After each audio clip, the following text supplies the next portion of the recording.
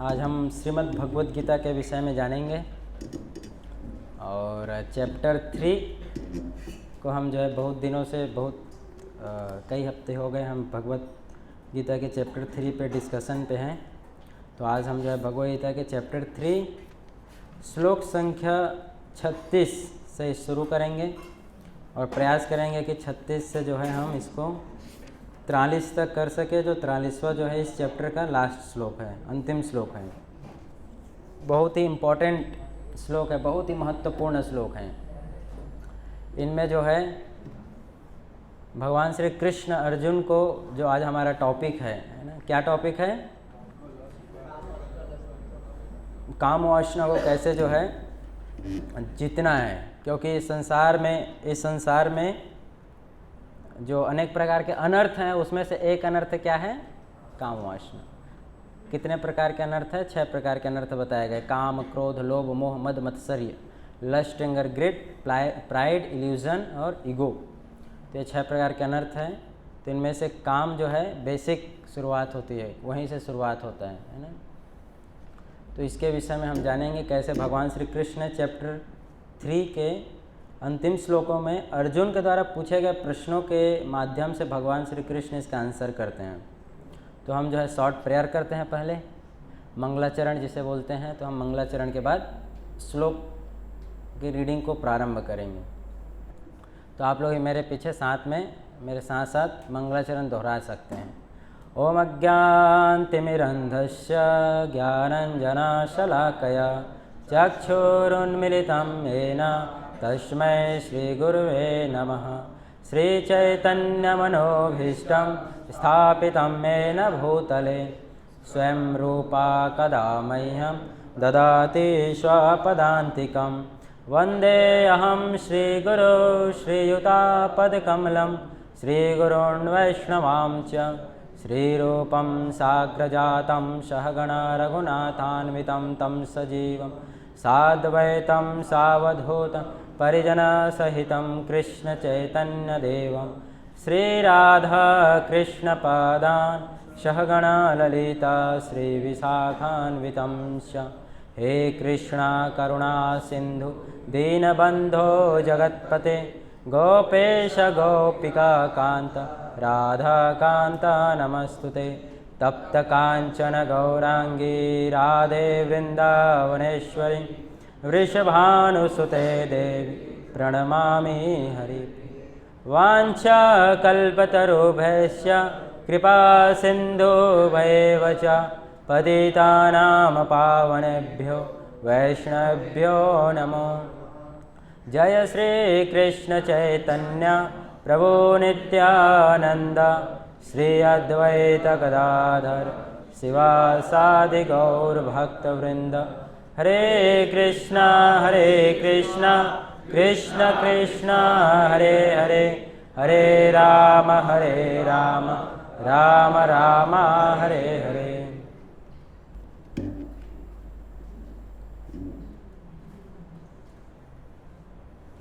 तो अर्जुन के प्रश्न से हम प्रारंभ करते हैं।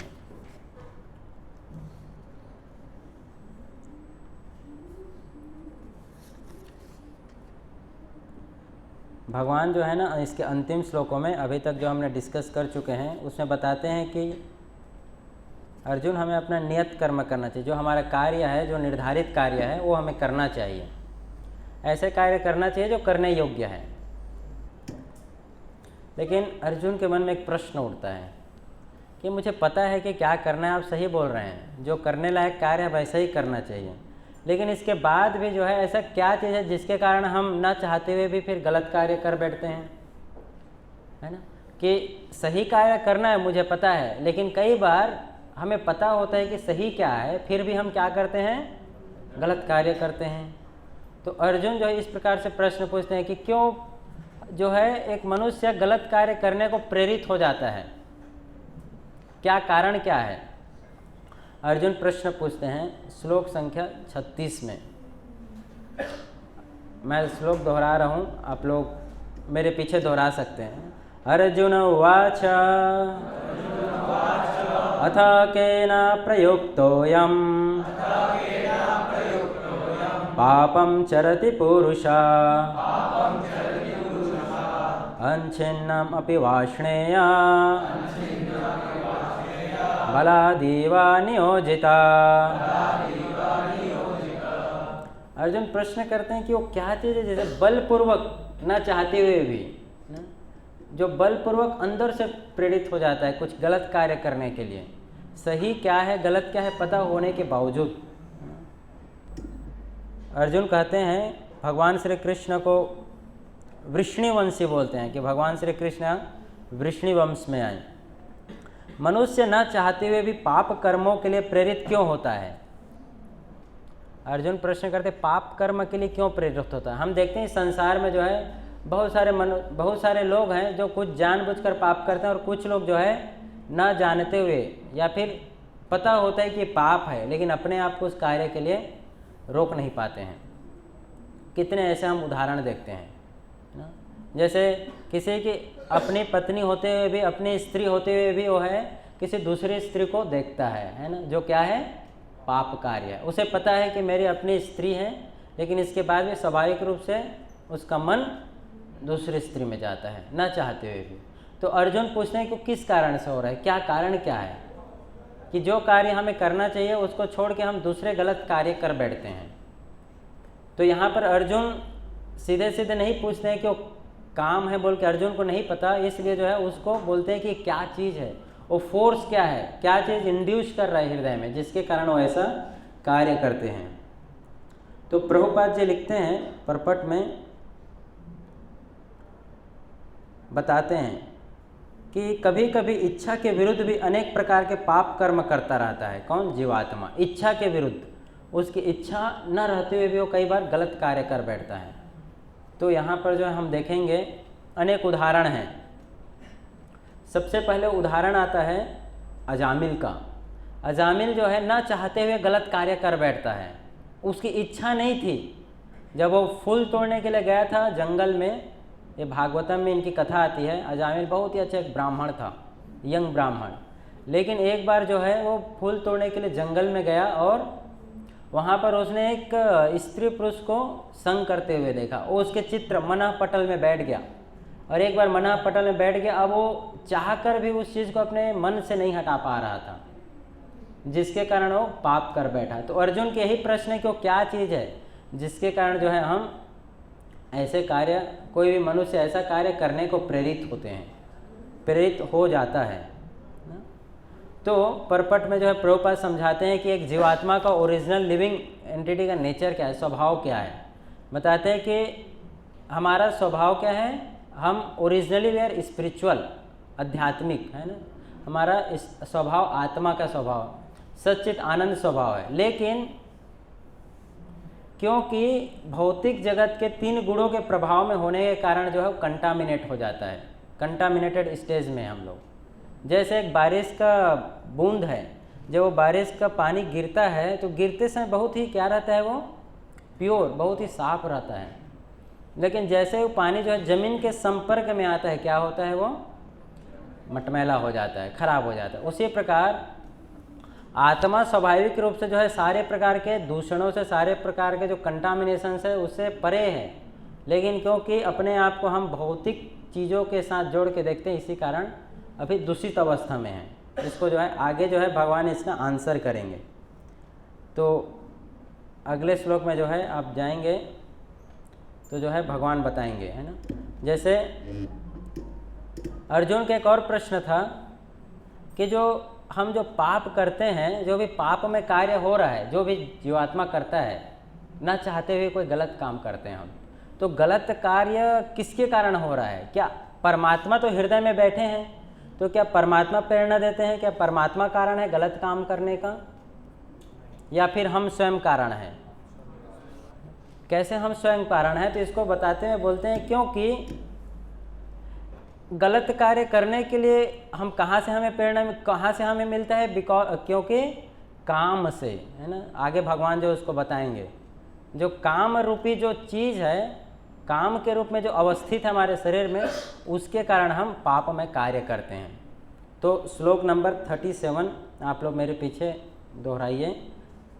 इसमें जो है भगवान आंसर करते हैं कि गलत कार्य क्यों करता है एक जीवात्मा और कैसे वो प्रोसीड करता है, कैसे गलत कार्य करने को प्रेरणा मिलता है। इस संसार में आप देखें हर व्यक्ति कहीं ना कहीं कुछ ना कुछ गलत कार्यों में अगर लिप्त होता है, उसका कारण क्या है ना, उसका कारण क्या है, कहाँ से ओरिजिनेट कहाँ से होता है, किस प्रकार की इच्छाओं से वो ओरिजिनेट होता है।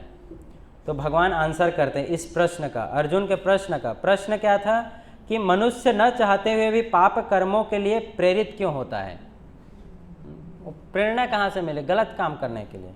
और दूसरा कि ऐसा लगता है कि उसे बलपूर्वक उसमें लगाया जा रहा है, कि उसको कोई अंदर से धक्का मार रहा है कि नहीं तुम्हें ये करना है, वो गलत कार्य करना है। तो बलपूर्वक कहाँ से वो प्रेरणा मिल रही, कहाँ से वो बल धक्का मिल रहा है उसको। तो भगवान जो है 37 में इसका आंसर करते हैं, मेरे पीछे आप सब दोहराइए। श्री भगवान उवाच काम एष क्रोध एष रजो गुणा समुद्भव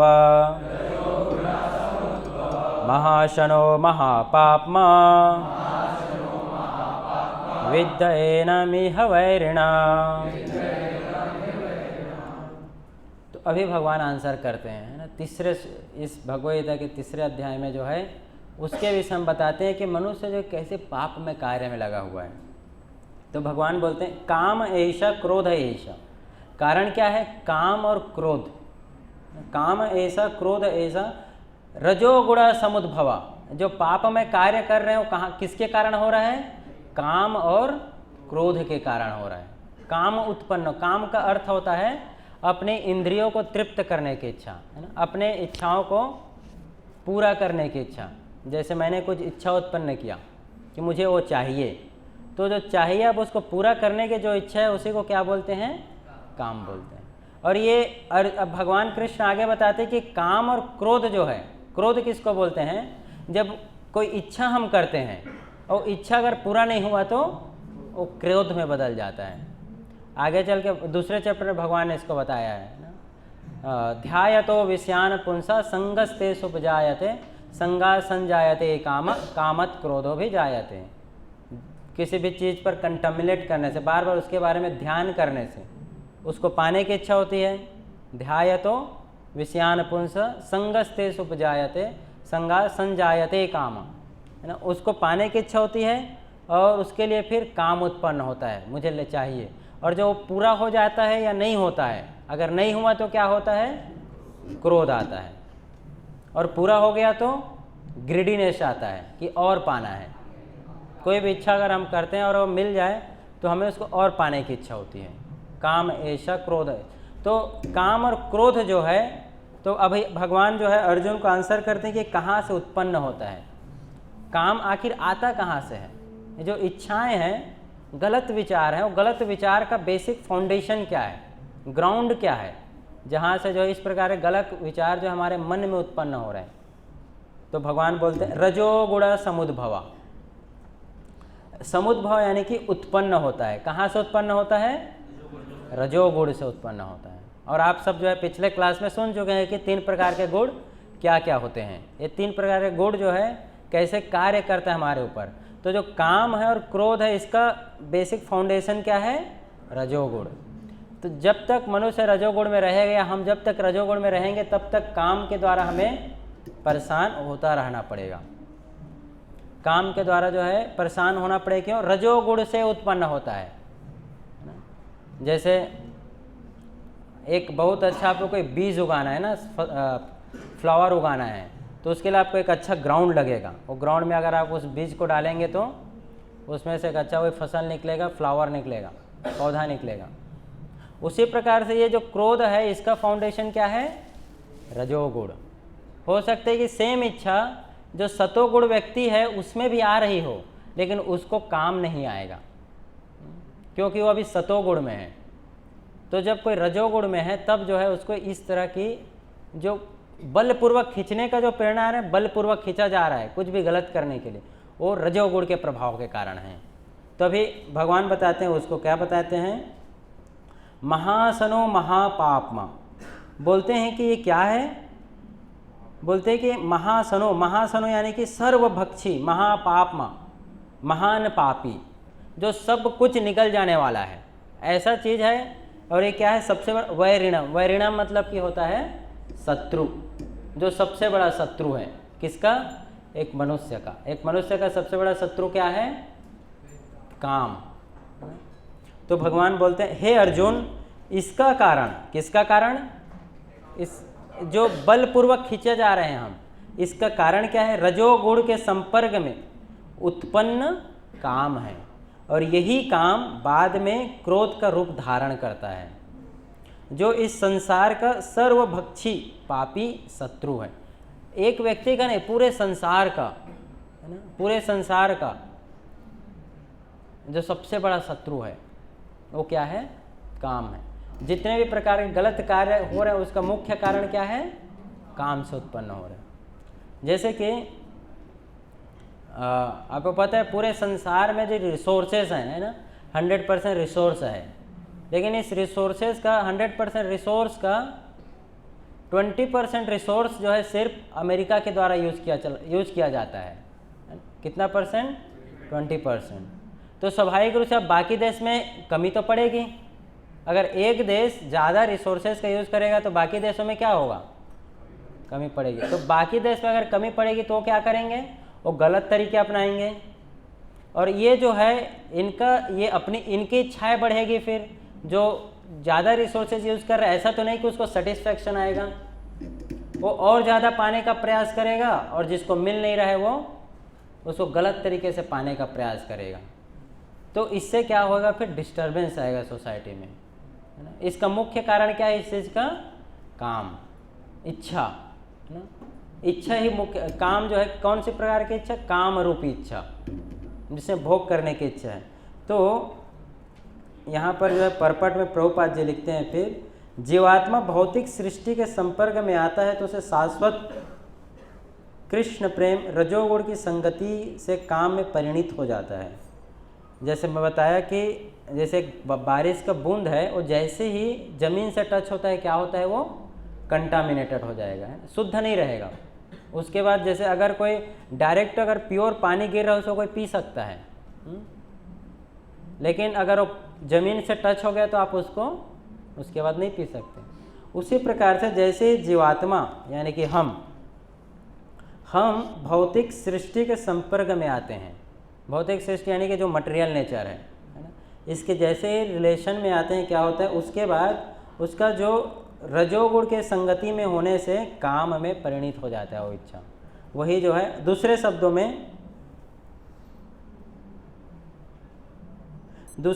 में इमली के संसर्ग में दूध दही में बदल जाता है। जैसे दही दूध है, दूध क्या है? प्योर सब्सटेंस है, लेकिन जैसे ही दूध में अगर आप कुछ भी खट्टा चीज डालोगे, इमली या नींबू, तो क्या होता है? दूध किस में फट जाता है? दही में फट जाता है, और वो खट्टापन आता है, उसे खट्टा हो जाता है। उसी प्रकार से हमारा स्वाभाविक नेचर जो है, स्वाभाविक स्वभाव भगवान की सेवा करने का है, लेकिन जैसे ही भौतिक प्रकृति के संसर्ग में आने के कारण या फिर रजोगुण के संसर्ग में आने के कारण क्या होता है? हमारा स्वभाव बदल जाता है। जैसे दूध जो है दही में बदल जाता है इमली के संसर्ग में आने, उसके प्रभाव में आने के कारण।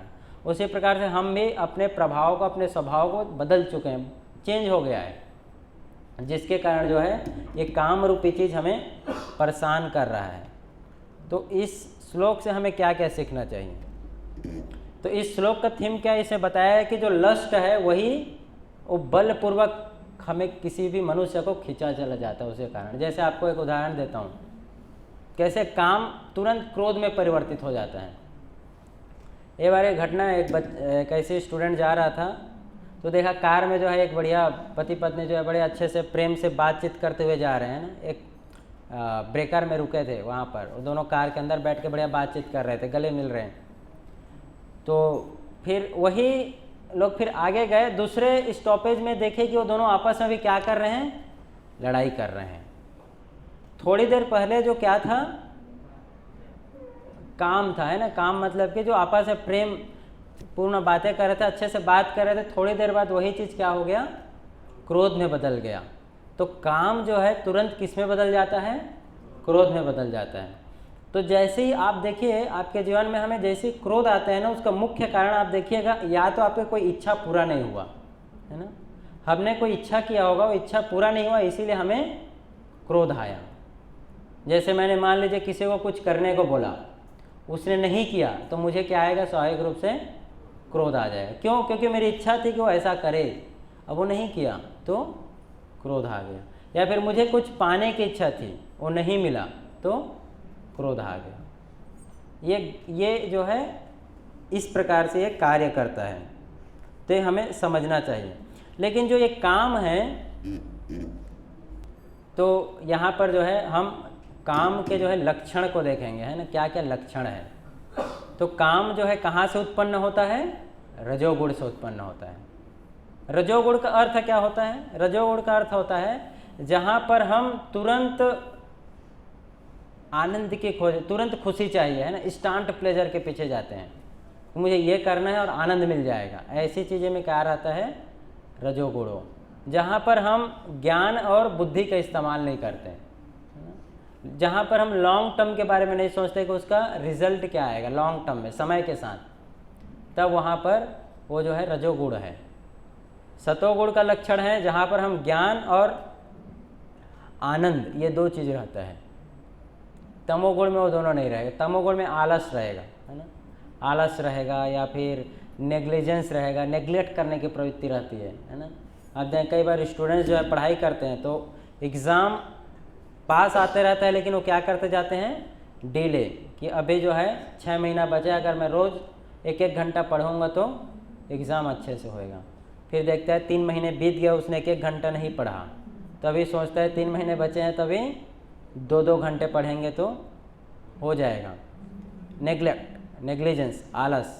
फिर 3 महीने में से फिर 2 महीने बीत जाते हैं, अब 1 महीना बस एग्ज़ाम को बचा, तो सोचता है क्या कि अभी रोज़ प्रतिदिन जो है कम से कम मैं 4-4 घंटे पढ़ूंगा तो मेरा कोर्स कंप्लीट हो जाएगा। इस प्रकार से 15 दिन फिर गुजर जाता है और वो नहीं पढ़ता है। फिर 15 दिन में सोचता है कोई बात नहीं, अभी कुछ दूसरा काम नहीं करूँगा, सिर्फ पढ़ाई करूँगा, और देखते देखते उसका एग्ज़ाम नज़दीक आ जाता है ना। क्यों? नेग्लिजेंस। ये तमोगुण का लक्षण है ना, क्योंकि हम तमोगुण में हैं इसके कारण। तो इसलिए हमें इन चीज़ों से निकलना कैसे, अभी वो भगवान जो है इन चीज़ों को बताएंगे, है ना। और जो लस्ट है वो क्या है? जो काम है, यही सबसे बड़ा शत्रु है एक मनुष्य का, है ना, शत्रु है। जितने भी प्रकार के हम देखते हैं कारक इस संसार में, जो जहाँ से हमें दुख मिलता है, वो दुख का मुख्य कारण क्या है? काम, और काम का मुख्य कारण रजोगुण, वही से उत्पन्न होता है। इसीलिए इसको सबसे बड़ा शत्रु बताया गया है। लेकिन ये लस्ट एक्चुअल में काम जो रूप है ये है क्या? तो ये काम क्या है? प्रेम का विकृत रूप है। क्या है ये? प्रेम का विकृत रूप है। प्रेम मतलब कि जो हमारा ओरिजिनली प्रेम था भगवान के लिए, जो भगवान के लिए जो हमारा स्वाभाविक रूप से प्रेम था, उसी चीज़ को हमने भगवान से हटा करके किसी और चीज़ में डाला, तो क्या हो गया? वो काम बन गया। जैसे दूध है, दूध प्योर है, लेकिन उसमें जैसे इमली मिक्स किया तो क्या हो जाता है? दही में बढ़ जाता है। उसी प्रकार से भगवान के लिए जो प्रेम था, उस प्रेम को हमने वहाँ से हटा के किसी दूसरी वस्तु में डाला, दूसरी चीज़ों में डाला, तो वो चीज़ काम में परिवर्तित, उसी को फिर काम बोला गया है। तो ओरिजिनली जो है लस्ट, इसका ओरिजिन कहाँ से, उसका उत्पत्ति जो है भगवान के प्रति जो हमारा प्रेम था उसका विकृत रूप है ना, वहाँ से आया है। सो यहाँ पर लिखा गया है, lust the intense desire to please one senses is a reflection of the soul's original intense desire to please Krishna's senses.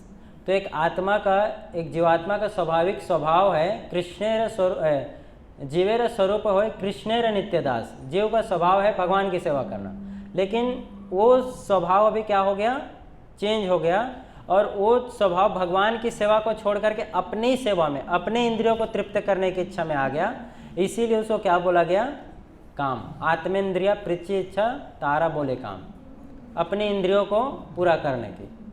तो ये जो है इस चैप्टर में बताया गया कि काम जो रूप है उसका ओरिजिन कहाँ से हुआ है। अब हम जो है आगे देखेंगे कि जो काम है, ये जो लस्ट है, ये कैसे अनेक अनेक रूपों में है ना, अनेक अनेक इसका अनेक लेवल है। हर किसी के काम का जो लस्ट का लेवल है वो अलग अलग होता है ना। और इसको एक स्टेज से कंट्रोल किया जा सकता है, एक स्टेज में इसको रोका जा सकता है। तो भगवान जो है अर्जुन को भी इसके 3 प्रकार बताएंगे, 3 लेवल है ना, अलग अलग स्टेजेस है।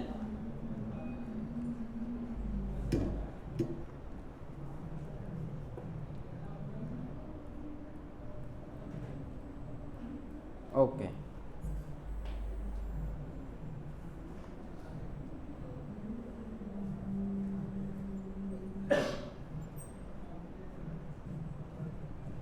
तो 38 श्लोक में भगवान जो है अभी बताएंगे कैसे जो है जो काम है वो अलग अलग रूपों में विद्यमान रहता है ना, अलग अलग स्टेज है। जैसे किसी में जो है यही चीज़ बहुत अधिक मात्रा में रहेगा, जहाँ से उसको वापस लाना बहुत ज़्यादा मुश्किल रहेगा।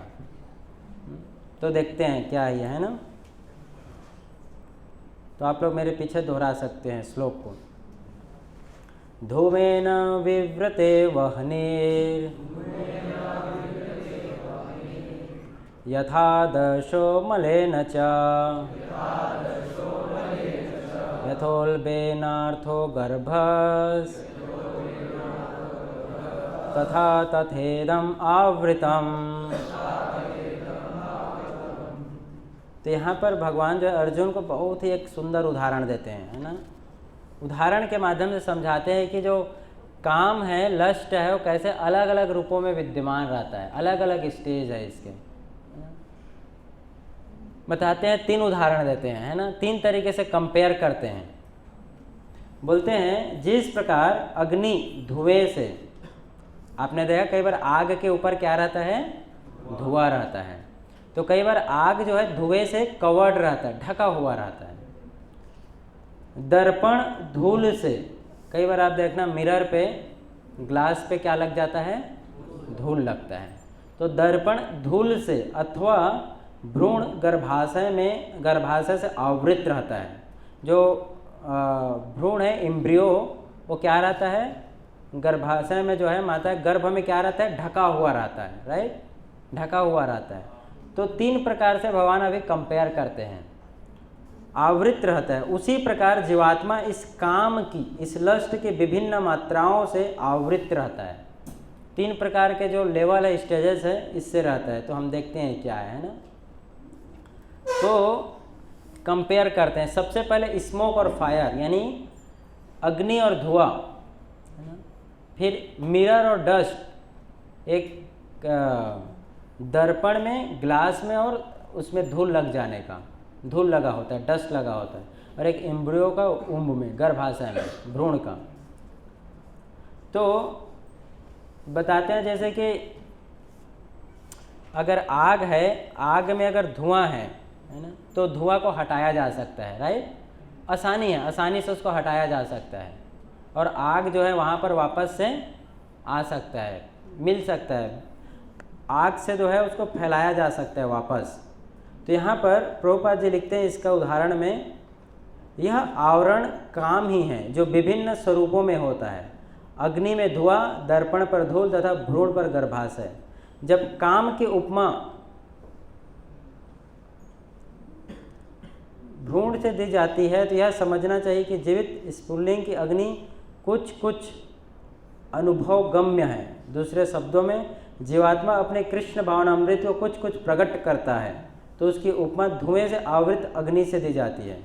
मतलब जैसे अगर गर्भाशय में जो भ्रूण है ना, जो एम्ब्रियो है, वो इतना कवर्ड रहता है कि अपने से बाहर नहीं आ सकता, राइट।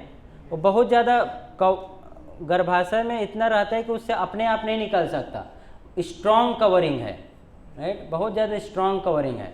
तो कितने परिस्थिति में जो है ऐसे कुछ जीवात्माएं जिनमें जो है इच्छा इतना स्ट्रॉन्ग है कि वहाँ से वो बाहर नहीं आ सकते, यानी कि उनका ज्ञान पूरी तरीके से क्या है, ढका हुआ है।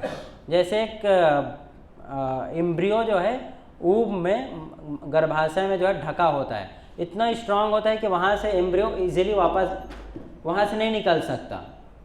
तो उसी प्रकार से कितने ऐसे योनियाँ हैं, 84 लाख योनि हैं, उसमें ऐसे जीवात्मा है जिनका जो ढके हुए हैं, है ना, ज्ञान लेना मुश्किल है उनके लिए। उनको अगर आप कुछ समझाओगे तो उनको नहीं समझ में आएगा। और एक दूसरा स्टेज उसके बाद बताते हैं कि जैसे एक ग्लास में या फिर एक दर्पण में धूल का होना, तो दर्पण में मान लो एक मिरर रखा हुआ है, उसमें कई कई हजार सालों से धूल लगा हुआ है, तो उसको हटाने के लिए क्या करना पड़ेगा, बहुत प्रयास करना पड़ेगा, है ना। मान लो एक मिरर रखा है और उसमें एक बहुत मोटी परत लगी हुई है, तो उसको हटाया जा सकता है, लेकिन प्रयास बहुत ज़्यादा करना पड़ेगा। उसी प्रकार से ऐसे लोग हैं जिनमें काम की जो इच्छा है बहुत ज़्यादा है, लेकिन उसे हटाया जा सकता है आध्यात्मिक मार्ग में आकर के, आध्यात्मिक मार्ग के नियमों को पालन कर करके। और एक तीसरे लेवल का लस्ट है जो बहुत अभी कम है, जैसे कि आग में धुआं का होना। आग में जो धुआं है वो धुआं को आप थोड़े प्रयास से क्या किया जा सकता है, हटाया जा सकता है। तो उसी प्रकार से काम जो है हर मनुष्य में है, लेकिन अलग अलग डिग्री में है, अलग अलग लेवल पे है। तो जैसे अग्नि में जो धुएं के समान जो काम है ना, उसको थोड़े प्रयास के द्वारा हटाया जा सकता है। तो जिनमें इस लेवल का काम है वो कृष्ण कॉन्शसनेस शुरू कर सकते हैं, उनके लिए स्टार्ट करना बहुत इजी होगा, भक्ति स्टार्ट करना। लेकिन जिनका डस्ट के समान है, दर्पण में मिरर के समान, उनको जो है कृष्ण कॉन्शसनेस को बहुत स्ट्रांगली फॉलो करना पड़ेगा अगर काम को हटाना है तो, जो लस्ट है उसको हटाना है तो।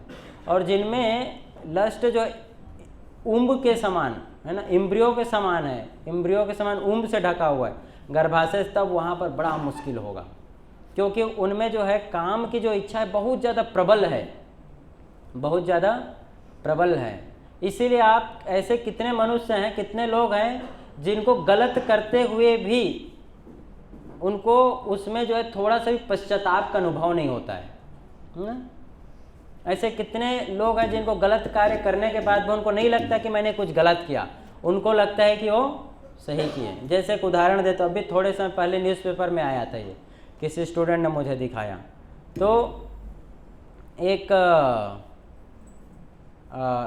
एक जो है लड़की अपने, उसकी शादी हो चुकी थी, तो भी उसको जो है किसी दूसरे लड़के से प्रेम करती थी, है ना, सो कॉल्ड प्रेम, लव करती थी। तो अब दोनों को, लेकिन क्योंकि उसका खुद का पति था तो वो उसको पता ना चल जाए, इसलिए दोनों छिप छिप कर मिलते थे, लेकिन कितने दिनों तक। तो इसके बाद जो है दोनों, उसका गर्लफ्रेंड और बॉयफ्रेंड दोनों मिल करके प्लान बनाए कि इसके पति को और उसे घर वालों को क्या करेंगे, मार देंगे। और उन्होंने फिर क्या किया, दोनों मिल के जब रात को सब सो रहे थे घर में, तो अपने, उसकी एक छोटी बच्ची थी, उस बच्ची को, अपने पति को, अपने सास और ससुर को उसने मार दिया, दोनों ने मिल करके। फिर बाद में पुलिस ने उनको पकड़ा। पुलिस ने उनको बोला, भाई तुम इतना गंदा, इतना जो है गलत कार्य किए हो, घृणित कार्य किए हो, तुमको पश्चाताप भी नहीं है बिल्कुल भी। तो बोलती है मुझे बिल्कुल पश्चाताप नहीं है। क्यों? क्योंकि ये लोग मुझे रोक रहे थे इससे मिलने के लिए। तो ये किस लेवल का है काम, ये इम्ब्रियो और उम्ब के समान है ना। जिस प्रकार से जो है एक भ्रूण गर्भाशय में ढका रहता है, बिल्कुल भी कुछ करने, हिलने डुलने की भी शक्ति नहीं है, उसी प्रकार से ऐसे लोग जो है काम के प्रभाव में इतने होते हैं कि उनको सही और गलत में पहचान ही नहीं कर पाते, है ना। तो यहाँ से यहाँ पर ज्ञान लेना भी मुश्किल है ना। पूरी तरीके से ज्ञान ढका हुआ होता है, उनका ज्ञान ढका हुआ होता है। लेकिन दूसरा स्टेज है मिरर और डस्ट, है ना, जो गलत कार्य तो होता है उनसे, काम के प्रभाव में गलत काम कर बैठते हैं, लेकिन पश्चाताप होता है ना, पश्चाताप होता है और उससे निकलने का प्रयास करते हैं। और एक तीसरा है जिनमें काम होता है, इच्छाएं उत्पन्न होती है, लेकिन अगर उसको सही तरीके से गाइड किया जाए, सही तरीके से जो डायरेक्ट किया जाए, तो क्या हो सकता है, वो रोका जा सकता है उसको, है ना।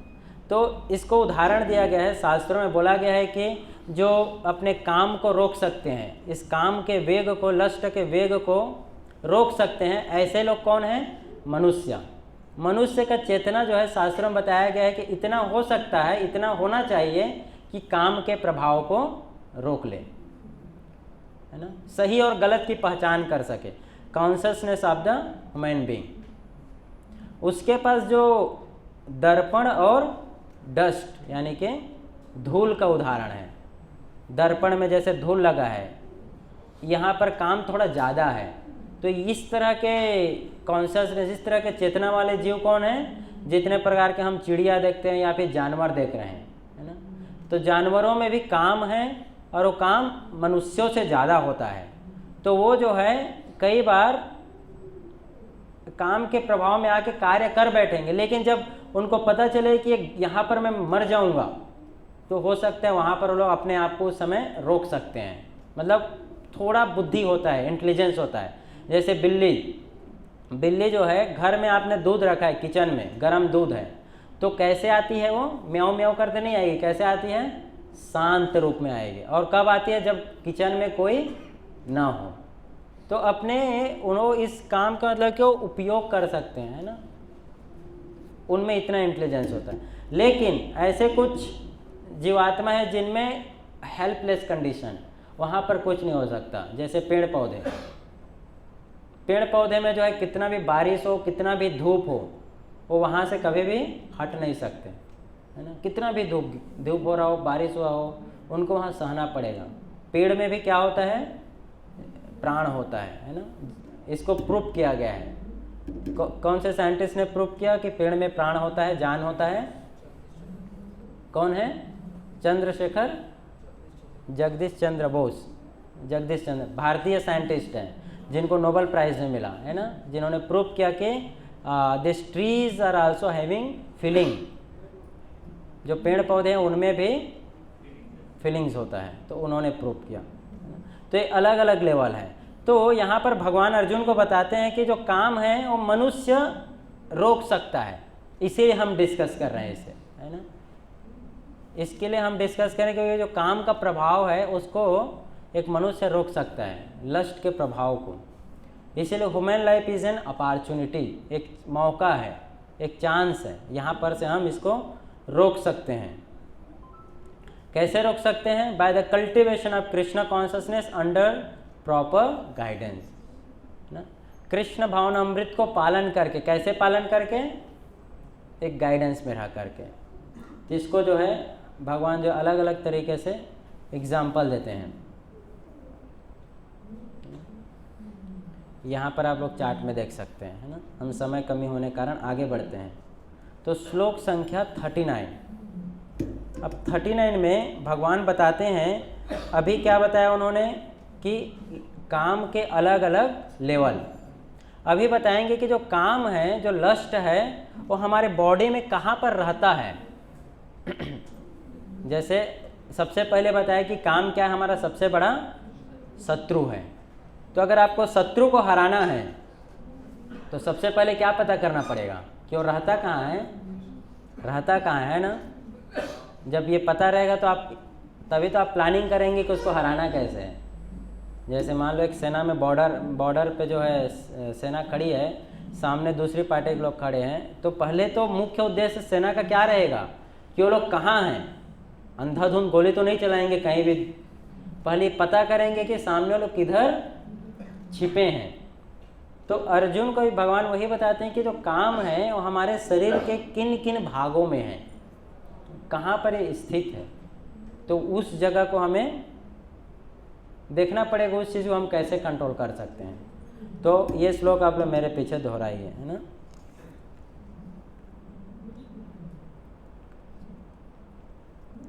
हाँ, आगे बताएंगे। इस श्लोक में बताते हैं, आवृत, ये मैं पढ़ रहा हूँ, आप लोग सुनिए।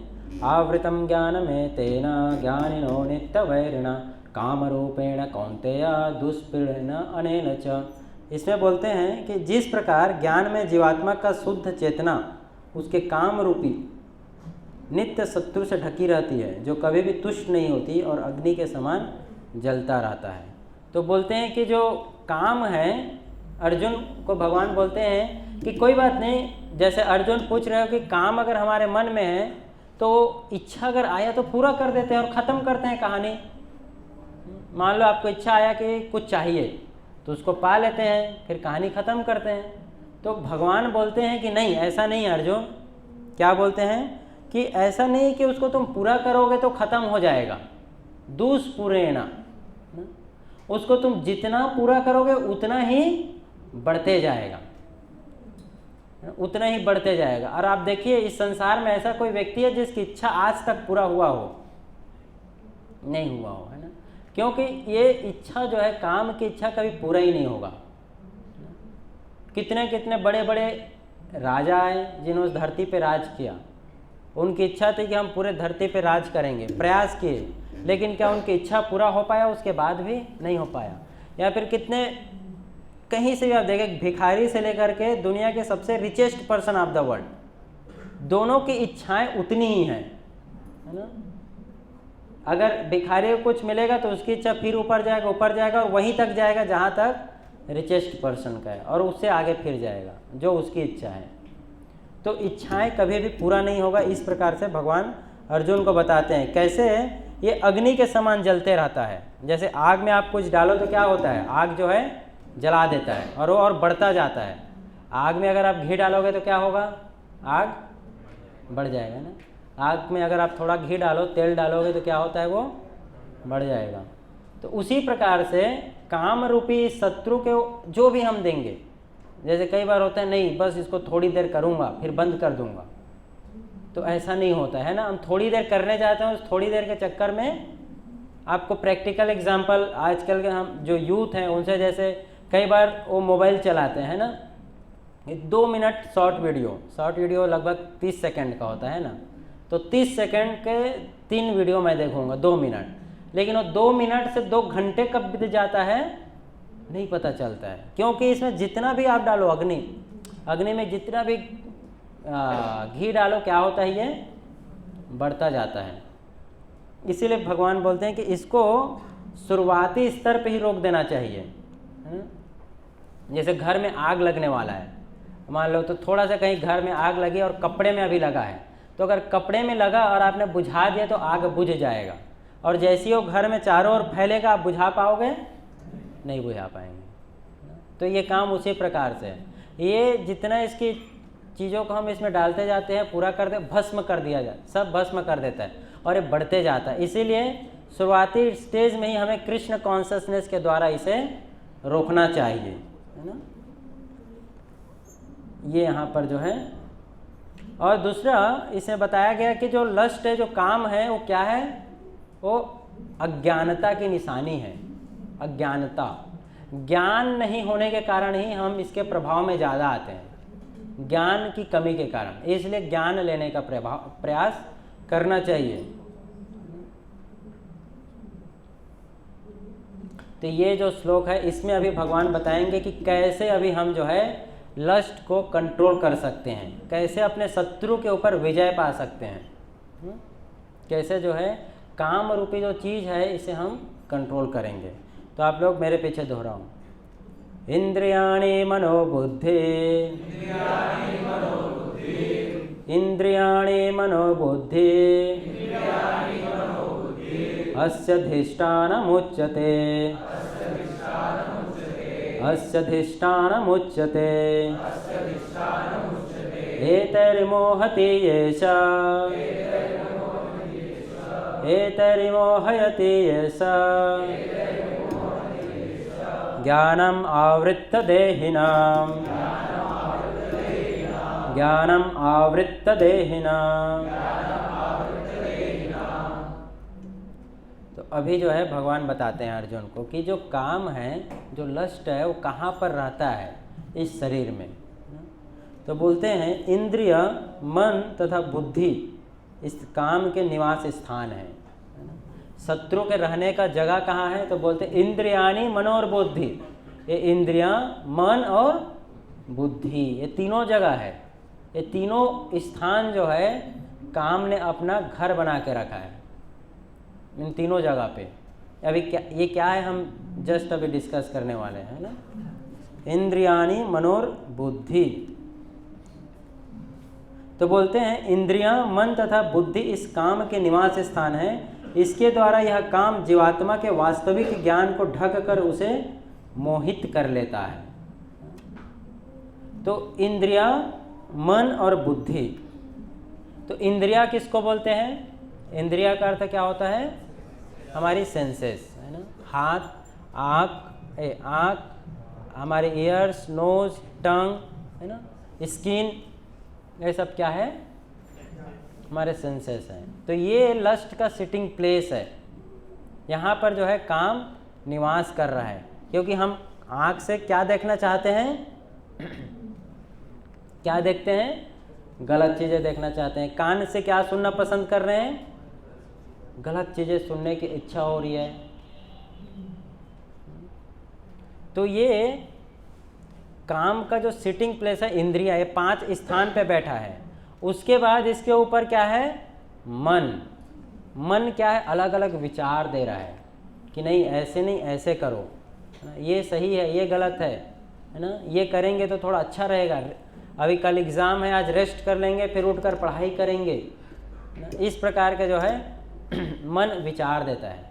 और इंटेलिजेंस, जो बुद्धि है, वो भी इस चीज़ को सपोर्ट करता है। जब उसे काम का निवास है, तो काम बैठा हुआ है, तो बोलते हैं क्या उसमें, तो प्रभुपाद जी के परपट से हम पढ़ते हैं, क्या लिख रहे हैं प्रभुपाद।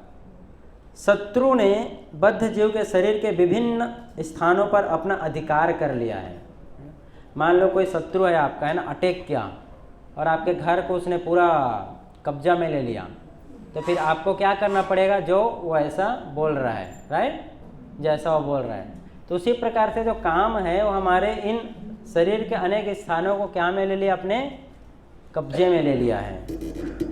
अतः भगवान कृष्ण अर्जुन को संकेत दे रहे हैं। क्या संकेत कर रहे हैं, कि शत्रु को जीतने वाला यह जान ले कि शत्रु कहाँ पर है, काम कहाँ पर है। मन समस्त इंद्रियों के कार्यकलापों का केंद्र बिंदु है। अतः जब हम इंद्रिय विषय के संबंध में सुनते हैं तो मन इंद्रिय तृप्ति के समस्त भावों का आगार बन जाता है। मतलब अगर कोई भी हम ऐसे विषय वस्तु सुनते हैं, ऐसी चीज़ों के बारे में सुनते हैं जहाँ पर इन्जॉयमेंट के बारे में है, तो तुरंत हमारा मन क्या जाता है, वहाँ चला जाता है। और हमारे मन जो है, हमारा मन तुरंत आदेश देगा किसको, हमारे इंद्रियों को। कान को बोलेगा हाँ सुनो, थोड़ा ध्यान से क्या बोल रहा है। आँख बोलेगा देखो क्या चल के आ रहा है। तो ये प्रकार से जो है ये 3 स्थान हैं, और इन 3 स्थानों पे जो है लस्ट जो है विराजमान है, वहाँ पर रहता है। तो सेंसेस जो है क्या है, जैसे एक उदाहरण है आपको, यहाँ पर आप देख रहे हैं एक रथ है ना। रथ में क्या है, इंद्रियां जो घोड़े के समान है, 5 घोड़े के समान है। इसको शास्त्रों में इस प्रकार से कंपेयर किया गया है, हमारी 5 इंद्रियों को 5 घोड़े से। और जो रस्सी को किससे कंपेयर किया गया है, मन से। घोड़े को और बुद्धि को जो है, जो हमारी इंद्रियों को और बुद्धि को बांध के रखा है, मन, दोनों के बीच एक कनेक्टर है। और इंटेलिजेंस क्या है, ड्राइवर है, डिसीजन मेकर है, डिसाइड करता है क्या सही और क्या गलत है। और आत्मा क्या है, उसमें पैसेंजर है। तो इन 3 स्थानों पे जो है लस्ट जो है बैठा हुआ है। तो mind is the reservoir of ideas. मन क्या है, हमारे विभिन्न प्रकार के इच्छाओं का स्रोत है, वो केंद्र है। और हमारी बुद्धि क्या है, वो डिसीजन मेकर है, कि हमारे मन में जैसे 2 इच्छा आएगा कि ये करना चाहिए या नहीं करना चाहिए, तो इसको डिसाइड कौन करता है, करना या नहीं करना है, हमारी बुद्धि करती है। लेकिन जब यही बुद्धि काम के प्रभाव में रहेगा तो क्या डिसाइड करेगा, गलत कार्य को करने के लिए डिसाइड करेगा। और मन भी ऐसी इच्छा उत्पन्न करेगा जो गलत है। इसीलिए इसको क्या करना है अभी बताएंगे भगवान, है ना। ये 3 स्थान बता दिए कि 3 स्थान पे है। तो अब इन 3 स्थानों को मन, बुद्धि और इंद्रियों को कैसे वश में करना है, कैसे इनके प्रभाव में नहीं आना है, उसके बारे में अभी बताएंगे भगवान कि इन तीनों चीज़ों को कहाँ पर लगाया जाए जिससे जो है काम का प्रभाव कम होता जाएगा। तो 41 श्लोक में बताते हैं, ज्ञान विज्ञान नाशनम, है ना। ज्ञान विज्ञान नाशनम यानी कि ज्ञान और विज्ञान से इस चीज़ को कंट्रोल करो, अर्जुन को बोलते हैं, है ना। बोलते हैं इसलिए हे भरतवंशी में श्रेष्ठ अर्जुन, प्रारंभ से ही इंद्रियों को वश में करके इस पाप के महान प्रतीक का दमन करो। ज्ञान तथा आत्म साक्षात्कार के इस विनाशकर्ता का वध करो, है ना। अभी अर्जुन महाभारत के युद्ध लड़ने वाले हैं, उससे पहले अर्जुन को ये सिखा रहे हैं भगवान कृष्ण। तो क्या बोले कि सबसे पहले जो है अपने इंद्रियों को ही वश में कर लो, है ना। मतलब कि अगर मन में अगर इच्छा उत्पन्न भी हुआ गलत चीज़ करने का, तो उससे पहले ही अपनी आँखों को जो है वहाँ पर जाने से रोक लो, है ना। अपनी इंद्रियों को पहले रोको गलत कार्य करने से। अगर इंद्रियां रुकेगा तो मन भी धीरे धीरे फिर वैसे विचार उत्पन्न करना बंद करेगा, और मन फिर विचार उत्पन्न करेगा। सही और गलत का पहचान करने के लिए बुद्धि इस्तेमाल करना चाहिए फिर। तो ये बोलते हैं दमन कर, और किसको? इंद्रियों को वश में करके। कैसे वश में करना है ये चीज़ भगवान कृष्ण ने पहले ही बता दिया है। किसके उदाहरण से बताया? कछुए के उदाहरण से, है ना। कछुआ क्या करता है? जैसे कछुआ चल रहा है और उसको अगर कोई मारने के लिए आया तो कछुआ क्या करता है? अपने जितने भी उसके लिम्स है ना, बॉडी पार्ट्स है जो बाहर निकला रहता है, उसको क्या करता है? अंदर ले आता है। अब अंदर लाने के बाद कछुए को कोई कितना भी मारे वो नहीं मरेगा। तो उसी प्रकार से अर्जुन को बोलते हैं कि जैसी ऐसी परिस्थिति आएगा तो क्या करना चाहिए? हमें अपने इंद्रियों को वहाँ से हटा लेना चाहिए। जिस चीज़ का हम उपयोग करना नहीं जानते हैं उस चीज़ के नज़दीक में नहीं जाना चाहिए, उस चीज़ को प्रयास नहीं करना चाहिए जिसका उपयोग हमें नहीं आता है। जैसे ट्रेडमिल होता है ना, जिसमें रनिंग प्रैक्टिस करते हैं। अगर ट्रेडमिल में आपको चलना नहीं आता है तो अगर आप पहले दिन चलेंगे तो क्या होगा आपके साथ? आप गिर जाएंगे। इसलिए पहले सीख जाओ कि सीखना है कि वो ट्रेडमिल पे चलना कैसे है। उसी प्रकार से पहले इंद्रियों को, मन को ट्रेनिंग देना पड़ेगा कि इसको किस प्रकार से कार्य में लगाना है। तो ज्ञान और विज्ञान, है ना। ज्ञान और विज्ञान से इस विनाशकर्ता का वध करो। तो ज्ञान किसको बोलते हैं? ज्ञान की परिभाषा क्या है? ज्ञान है कि सबसे पहले तो हमें हमारा संबंध क्लियर होना चाहिए। किनसे? चीज़ों से। कि मेरा और मोबाइल के बीच का संबंध क्या है ना। किस लिए मोबाइल है और मैं किस लिए हूँ, मेरे बीच में और जिसके साथ ही मैं संपर्क में हूँ उसके बीच, हम दोनों का बीच का संबंध क्या है। मेरा और पुस्तक के बीच का संबंध क्या है? पुस्तक को तकिया बना के सोने के लिए नहीं है। किस लिए? क्या संबंध है उसका? पढ़ाई करने के लिए, है ना। संबंध क्लियर होना चाहिए, है ना, दोनों के बीच का संबंध। वैसे अगर कोई पर स्त्री है तो पर स्त्री है तो उसके साथ मेरा क्या संबंध होना चाहिए? फिर पर स्त्री तो उसके लिए भोग की इच्छा नहीं हो, क्योंकि वो स्वाभाविक वो मेरे से रिलेटेड नहीं है ना। इसीलिए चाणक्य पंडित बोलते हैं ना, आपने सुना होगा, लोष्टावत परदारेषु, है ना। वो बोलते हैं कि अगर रास्ते पे अगर कहीं सोना पड़ा भी मिल जाए तो उसे क्या मानना चाहिए? उसको पत्थर कचड़ा मानना चाहिए, क्योंकि वो सोना आपका नहीं है, जिसका है वो लेके जाएगा, उसको मिलना चाहिए। उसी प्रकार से अगर अपने पत्नी को छोड़ करके बाकी सारी स्त्रियों को क्या मानना चाहिए? किस नज़र से देखना चाहिए? माता की नज़र। अगर आप माता की नज़र से देखोगे तो स्वाभाविक रूप से भोग करने की इच्छा, एंजॉय करने की इच्छा नहीं आएगी। तो वो ट्रेनिंग है ना, कैसे उस नज़र से देखना है। तो इसीलिए बोला गया ज्ञान कि संबंध क्लियर करना चाहिए कि मैं कौन हूँ और ये वस्तु क्या है ना। तो दोनों के बीच का जब संबंध क्लियर होएगा तो स्वाभाविक रूप से जो है काम जो है उस समय कार्य करना बंद कर देगा। और विज्ञान क्या है? विज्ञान होता है प्रोसेस। जो मैंने ज्ञान लिया उस ज्ञान को अप्लाई कैसे करना है, वो क्या है? विज्ञान। तो ज्ञान क्या मिला कि मैं आत्मा हूँ, ये शरीर नहीं हूँ, भगवान है। तो अब दोनों के बीच का जो रिलेशनशिप है वो क्या है? वो प्रोसेस क्या है? वो विज्ञान है। तो ये चीज़ जो है अर्जुन को बोल रहे हैं कि इसके माध्यम से तुम काम रूपी चीज़ों का क्या कर पाओगे? समाप्त कर पाओगे, है ना। इस प्रकार से इसमें और बहुत सारे चीज़ें समझाते हैं।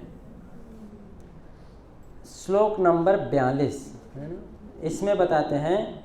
अब इसमें बताते हैं कि जो इंद्रियां हैं, मन है और बुद्धि है, इन तीनों में ग्रेडेशन कि कौन ऊंचा है कौन नीचा है ना। तीनों में अलग अलग कंपैरिजन करते हैं, भगवान कंपेयर कर रहे हैं कि एक तो जड़ मैटर है ना, ये जड़ है टेबल, टेबल को आप कितना भी कुछ करो जवाब नहीं मिलेगा, है ना?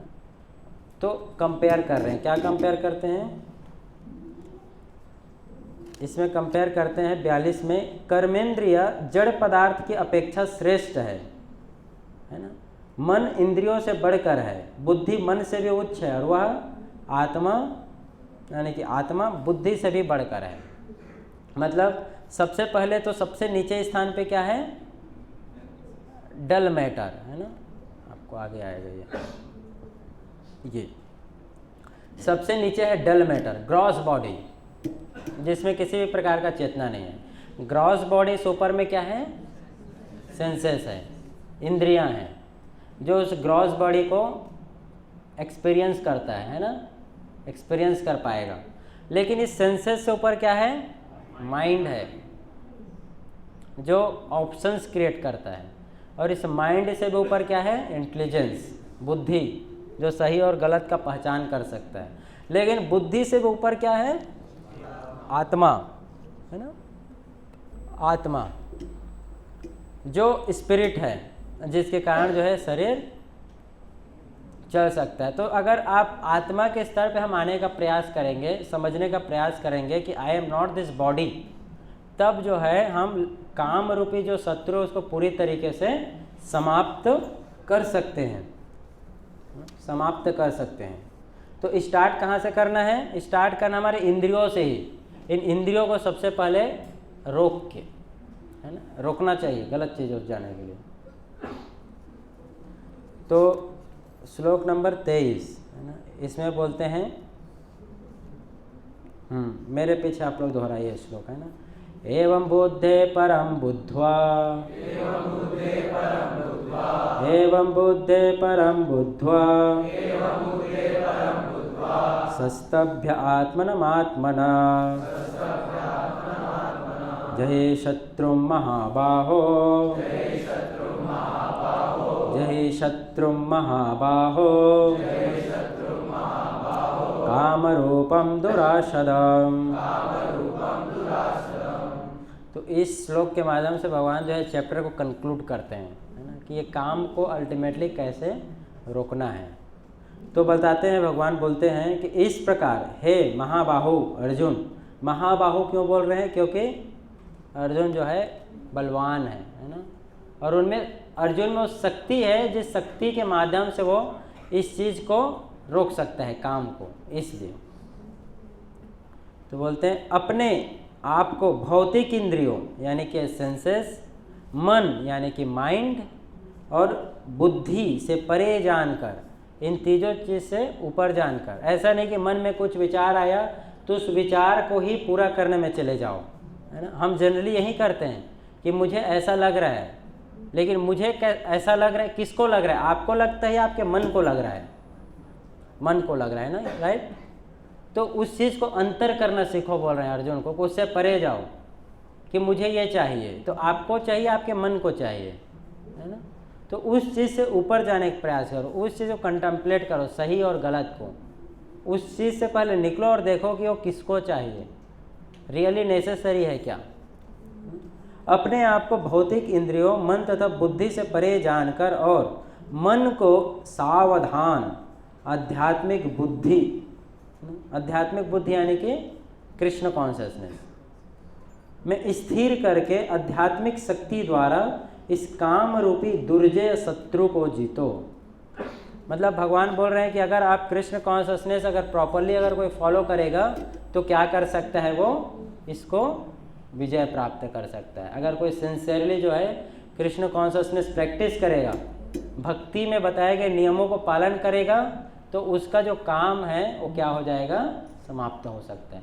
मतलब अगर हम भगवान के प्रति जो है अगर संबंध बढ़ाने का प्रयास करेंगे तो जो काम से जो हमारा संबंध है वो क्या हो जाएगा, ऑटोमेटिक समाप्त हो जाएगा।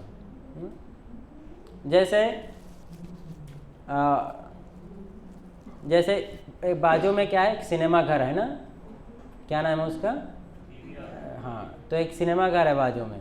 तो जो मंदिर के नज़दीक आता जाएगा उतना ही सिनेमा से वो दूर होता जाएगा, और जैसे ही मंदिर से दूर जाता जाएगा सिनेमा के नज़दीक आता जाएगा। उसी प्रकार से अगर कोई कृष्ण के नज़दीक आने का प्रयास करेगा तो काम से या माया से दूर जाता जाएगा, और जितने ही कृष्ण से दूर जाएगा किसके नज़दीक जाएगा?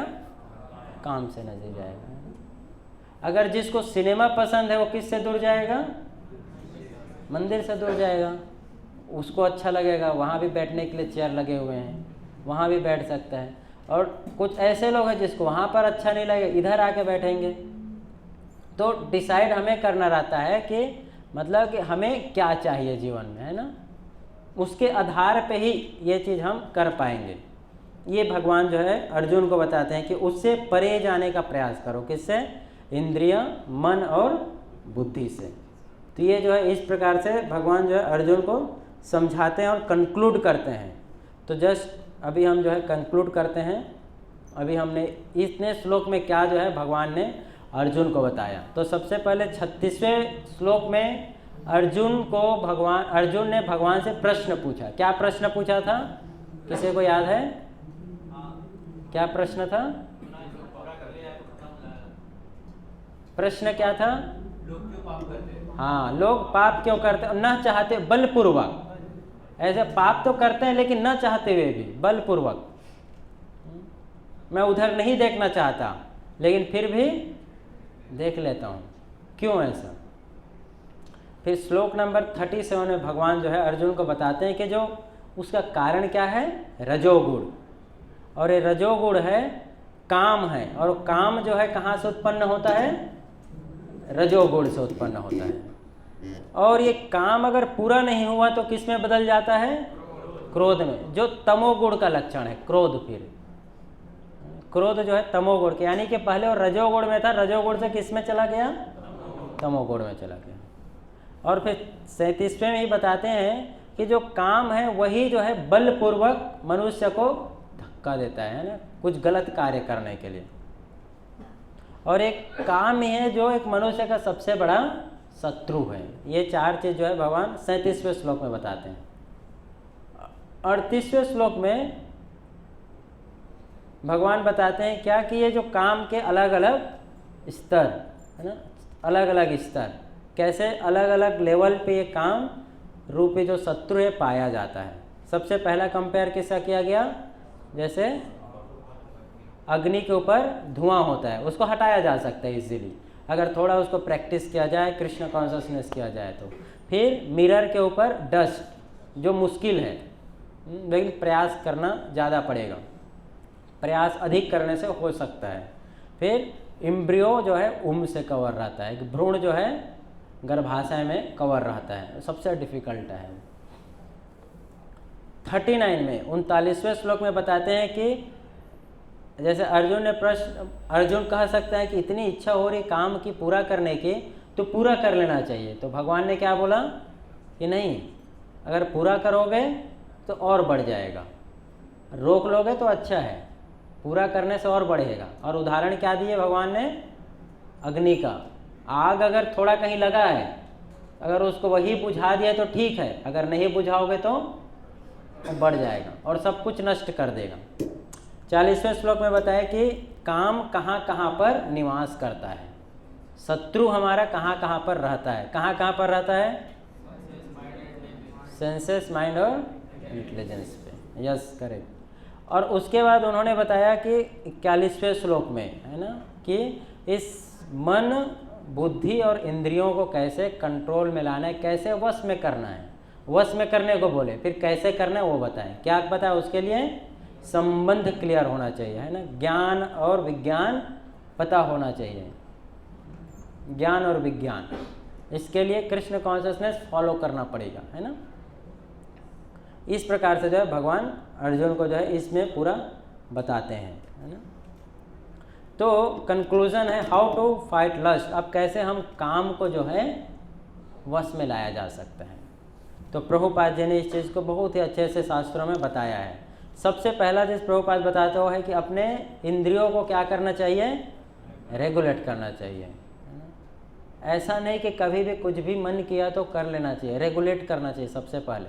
कैसे? अपने मन और बुद्धि के माध्यम से, है ना। उनको पहले मन और बुद्धि को जो है लगाना चाहिए कृष्ण कॉन्शसनेस में। कैसे लगाना चाहिए? पहला कि जो ऐसे पुस्तक है, भगवद गीता जैसे ग्रंथ है, इसे प्रतिदिन पढ़ना चाहिए। जैसे रोज हम मोबाइल चलाते हैं, उसी प्रकार से रोज ऐसे ग्रंथ को पढ़ना चाहिए डेली। तो अगर कोई डेली पढ़ेगा तो स्वाभाविक रूप से मन क्या हो जाएगा? ट्रेनिंग। जैसे कोई आर्मी में एडमिशन लेता है ना, आर्मी में जाता है, तो आर्मी में जाता है तो ऐसा नहीं, इवन उनको पता है आपको संडे को भी ट्रेनिंग होता है ना। ऐसा नहीं कि संडे उनकी छुट्टी रहती है, हर दिन कंटिन्यू 7 दिन उनको क्या करना पड़ता है? परेड करना पड़ता है, एक्सरसाइज करना पड़ता है, ट्रेनिंग करना पड़ता है। तो इस ट्रेनिंग का नतीजा ये होता है कि एक समय के बाद जो है वो उनके हैबिट में आ जाता है, और उनको कोई कराए ना तो भी वो ऑटोमेटिक करते हैं उस चीज़ को स्वयं से। तो शुरुआत में ये चीज़ के लिए क्या करना पड़ेगा? हैबिट में लाना पड़ेगा, रेगुलेट करना पड़ेगा। फिर एक बार आदत बन जाएगा तो फिर परेशानी नहीं है। और आदत अभी हम बना सकते हैं, एक बार समय निकल जाने के बाद आदत नहीं बनेगा बाद में। फिर जो आदत लग गया है वही आदत कंटिन्यू रहेगा। और दूसरा इसको करने का तरीका है, एक दूसरा माध्यम है कि हमें इसे कैसे करना है? किसी के गाइडेंस में। इंडिपेंडेंटली करने से नहीं होएगा। इंडिपेंडेंटली करने से क्या होगा? वो गलत हो सकता है, चांसेस है। उसके बाद बोलते हैं कि प्रभुपाद दूसरा बोलते हैं कि हमें कृष्ण भावना भावित कार्यों में लगना चाहिए, सेवा में लगना चाहिए। कुछ न कुछ सेवा में लगने से क्या होगा? हमारे इंद्रिय, मन और बुद्धि क्या होगा? प्यूरिफाई होगा, प्यूरिफिकेशन होएगा इसका। इसलिए सेवा में लगना चाहिए। कैसे? माइंड जो है इससे क्या होगा? सेवा में लगने से माइंड स्ट्रांग होगा, है ना, ये बुद्धि स्ट्रांग होएगा। मन जो है लग जाएगा एक बार कृष्ण कॉन्शियसनेस में तो दूसरे थॉट्स नहीं देगा, और इंद्रिया तो फिर जाएगा ही नहीं अगर आप सेवा में लगे हैं तो, राइट। इंद्रिया जाएगा ही नहीं सेवा में। अगर आप प्रसाद खा रहे हैं, टेस्ट कर रहे हैं, तो स्वाभाविक रूप से आपको दूसरा कुछ टेस्ट करने की इच्छा नहीं होगी, है ना। अगर आप भगवान का दर्शन कर रहे हैं तो आंखों से दूसरी चीज़ें देखने की इच्छा नहीं होगी। कानों से अगर आप कीर्तन सुन रहे हैं प्रतिदिन तो दूसरा कुछ सुनने की इच्छा नहीं होएगा। तो उसको बोल रहे हैं कि अपने इंद्रियों को लगाना चाहिए। अगर कोई कृष्ण कॉन्शसनेस नहीं होएगा तो क्या होएगा? उसका मन जो है उसका मन उसके इंद्रियों को खींच ले जाएगा, है ना। और मन फिर बुद्धि को खींचेगा, और बुद्धि क्या करेगा? इस संसार में बारंबार आत्मा को उसके कारण आना जाना पड़ेगा। सो इस प्रकार से जो है भगवान इसमें कंक्लूड करते हैं कि काम की उत्पत्ति कहाँ होती है, उत्पन्न कहाँ से होता है, काम का प्रभाव क्या होता है ना, रहता कहाँ पर है, और इसको कंट्रोल कैसे करना है, मैनेज कैसे करना है। So thank you very much. Hare Krishna. आप में से किसी कोई प्रश्न है तो आप पूछ सकते हैं, अदरवाइज विल हैव कीर्तन। हरे Krishna.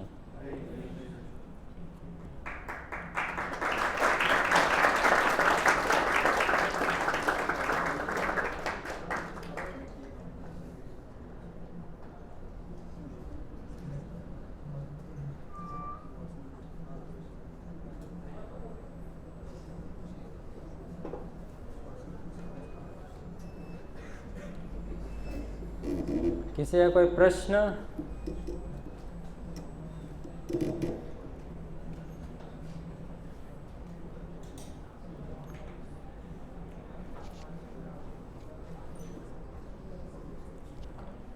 Okay, all right, thank you very much. So let's have kirtan.